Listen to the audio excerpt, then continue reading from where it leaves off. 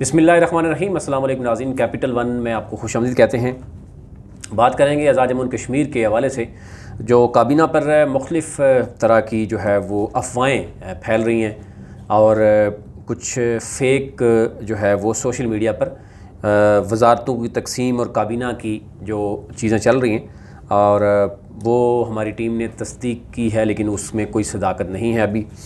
फ़िलहाल सिर्फ आप देखते हैं कि सरदार तनवीर इलियास साहब ने हलफ उठाया है और इसके अलावा किसी ने भी अभी तक हलफ नहीं उठाया और स्पीकर, डिप्टी स्पीकर और प्राइम मिनिस्टर यानी 4 अभी तक मेन ओहदे आप समझते हैं कि वो तकसीम हो सके हैं, क्योंकि अब बहुत सी चीज़ें आड़े आ रही हैं। एक तो ये है कि जो कश्मीर अबूरी एक्ट 74 उसकी जो 13वीं तरमीम है उसमें बहुत सी चीज़ें सामने आई हैं। आल्दो के उस वक़्त 13वीं तरमीम के हवाले से आवाज़ उठी थी।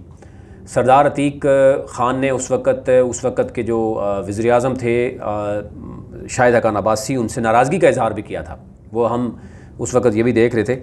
लेकिन अब उसके अंदाज़े के मुताबिक आप देखें, एक तो पहले तो 29 सीटें थी, 33 हो गई। 33 में ओवरऑल मखसूस नशिस्तें तो वही रहीं और ये यूँ 53 की टोटल जो है वो बनी, सेट बना। और 53 में अगर सादा अक्सरियत की बात करें तो वो 27 नंबर की अगर हम बात करें तो वो हमने देखा कि अभी प्राइम मिनिस्टर को भी 33 वोट्स पड़े और 32 टोटल तो तहरीक इंसाफ के पास इस वक्त वोट मौजूद हैं।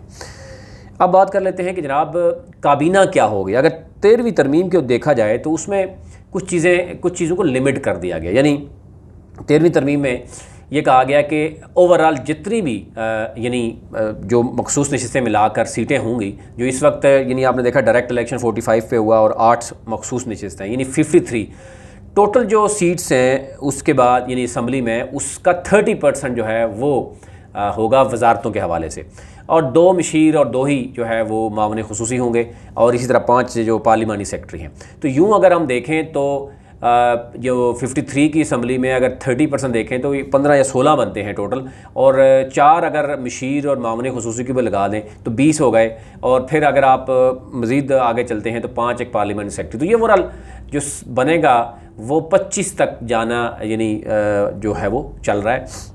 अब इसमें जो 16 है, 16 में से आप अंदाज़ा करें कि अभी सीनियर वज़ीर और बाकी चीज़ें भी सामने आ गई हैं, उसमें सेट देखना होगा कि किस तरीके से करेंगे। तो ये अभी कहा जा रहा है कि 13वीं तरमीम जो है वो रुकावट बन रही है तहरीक इंसाफ के लिए। तहरीक इंसाफ का हर मेंबर कहीं ना कहीं कोई वज़ीर लाजमी बनना चाह रहा है, वज़ीर नहीं तो किसी न किसी जो है ना वो पार्लियामेंट सेक्रेटरी बनना चाह रहा है। तो यानी कोई ना कोई हर बंदा जो है वो इस वक्त अपनी जो पत्ते हैं वो बिल्कुल वो शो करने के चक्कर में है। मुख्तलिफ़ कॉल्स हो रही हैं। अब कॉल्स में आपको पता है रब्ता तो इस्लामाबाद में होता है। अब भी डिसीजन तो जो अब्दुल क़य्यूम नियाज़ी साहब हैं, आपको पता ही है मेरी तरह उनकी कितनी पावर्स हैं, और उनको भी एक काबीना बना के दे दी जाएगी, जनाब ये लें आप काबीना और ये चलाएँ। जैसे स्पीकर उनको दे दिया गया और वो उनको वज़ीर आज़म बना दिया गया और बाकी अब चीज़ें देखी जाएंगी क्या है। सदर के लिए अलग से तगदो हो रही है, उस पर पहले भी हम बात कर चुके हैं, मज़ीद भी हम बात करेंगे। लेकिन फ़िलहाल अगर हम देखें तो 13वीं तरमीम जो है वो तहरीक इंसाफ के लिए जहाँ पर यानी इलेक्शन तो जीत लिया है लेकिन वहाँ पर बड़ा सेटबैक कर सकती है। वो कैसे कि जो 16 लोग हैं जिनको ये उतारेंगे मैदान में, बाकी अगर आप देखें क्योंकि इस वक्त तक अभी तक तो जो सूरत हाल है वो पूंछ डिवीज़न है उसकी, यानी वज़ीर आज़म भी उसी का है, सीनियर वज़ीर भी उसका है। अगर हम बिम्बर की बात करें वहाँ से स्पीकर आ गया। मीरपुर अभी तक इग्नोर है इस मामले में, ज़ाहिर है कोई ना कोई तो आएगा। अज़हर सादक हैं, अरशद हैं, मतलब बाकी जो हैं बरसे सुल्तान हैं। इसी तरह अगर मुज़फ़्फ़राबाद की बात करें, मुज़फ़्फ़राबाद भी जो हैं वो ख्वाजा फ़ारूक हैं और पीपल्स पार्टी से जो शामिल हुए थे PTI में जो गए थे, सीट भी निकालने में कामयाब हुए, अरशद वो भी हैं। तो यूँ यानी मुज़फ़्फ़राबाद डिवीज़न वो भी एक्सपेक्ट करेगा। कम सीटें हैं आल्दो PTI की, लेकिन वो हर एक की कोशिश होगी कि वो किसी न किसी जगह पे पहुँचे। जो हारने वाले हैं तहरीक इंसाफ के वो भी कोशिश कर रहे हैं और जो जीतने वाले हैं वो भी कोशिश करेंगे। तो ये यूँ अभी तक इनके लिए बड़ा मुश्किल हो रहा है कि किन किन लोगों को एडजस्ट किया जाए। और ये भी कहा जा रहा है कि अगर उसमें से बरसे सुल्तान के कैंप के जो लोग हैं अगर वो अच्छे तरीके से एडजस्ट ना हुए तो फिर बरसे सुल्तान और वो लोग मिलकर बड़ा सरप्राइज़ दे सकते हैं। उनके लिए ये ख़दशा भी ज़ाहिर किया जा रहा है। अब अगर 2016 की बात करें, 2016 में शुरू में तो डेफिनेटली फ़ारूक हैदर साहब जो है वो बड़ी तनकीद किया करते थे चौधरी मुजीद साहब के ऊपर। आप वीडियोस पड़ी हुई हैं, बड़ी तनकीद करते थे कि जनाब देखें जी इन्होंने जनाब एक फ़ौज जनाब भर्ती कर ली है जनाब, मशीरों की, मावन खुसूसी की, कोई बंदा नहीं छोड़ा। उनकी 49 की टोटल अगर हम देखें तो काबीना बनती थी। फ़ारूक हैदर की भी आहिस्ता से करते करते 49 तक पहुंच गए थे, यानी ये दोनों साहिबान की 49 तक पहुंची, चौधरी मुजीद ने भी और 2011 के बाद और इसी तरह। और शुरू में आपको पता ही आहिस्ता से ही होता है, जैसे अभी गिलगित बल्तिस्तान की असम्बली है वहाँ पर भी अभी आहिस्ता आहिस्ता करके कोई कोऑर्डिनेटर भी लगाए जा रहे हैं, कभी 5 कभी 10, ये सिलसिला शुरू हो गया। अब ये देखना ये होगा कि तरमीम जो 13वीं तरमीम है उसके बाद कोई और तरमीम तो नहीं आ जाएगी। ज़ाहिर है नंबर गेम तो है तहरीक इंसाफ के पास, ये क्या करेंगे।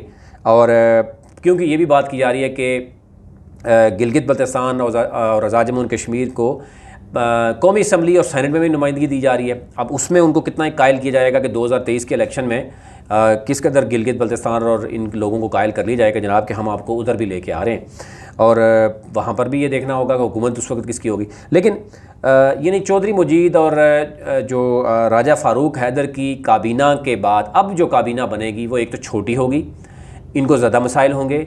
और चौधरी मुजीद और राजा फ़ारूक साहब को इतने ज़्यादा परेशानी नहीं थी, पार्टी में इतने ज़्यादा जो है वो धड़े नहीं थे। यहाँ पर धड़े हैं, यहाँ यानी जो बैरिस्टर सुल्तान है उनकी एक टीम है, वो भी चाहेंगे कि उनके सारे लोग आएँ, और अगर नहीं आएंगे तो वो तो पहले ही बाहर बैठे हुए हैं और मज़ीद वो नुकसान पहुँचा सकते हैं तहरीक इंसाफ को और बड़ा सरप्राइज़ दे सकते हैं।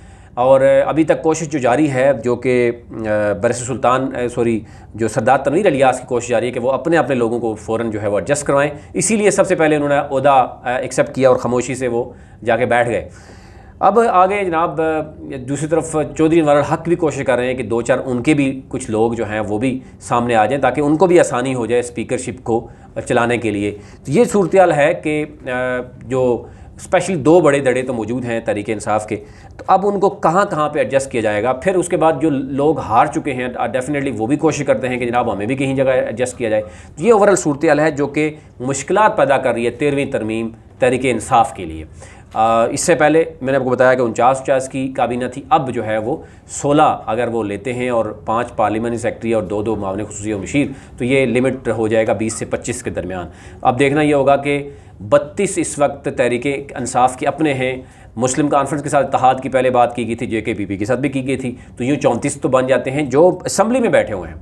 फिर जो हारने वाले हैं उनके नाम भी चल रहे हैं कि जनाब फ़लाना राजा साहब हैं, वो यंग हैं, तो वो बड़ा मेन ओहदा था उनका, पार्टी का चेहरा है, उनको भी कहीं एडजस्ट करना है। ज़ीशान जो है वो नकवी हैं जो कि फ़ारूक हैदर के ख़िलाफ़ लड़े हैं, उनके हवाले से भी बात हो रही है। सरदार अतीक साहब के जो साहबजादे हैं सरदार उस्मान, उनके हवाले से भी बात हो रही है।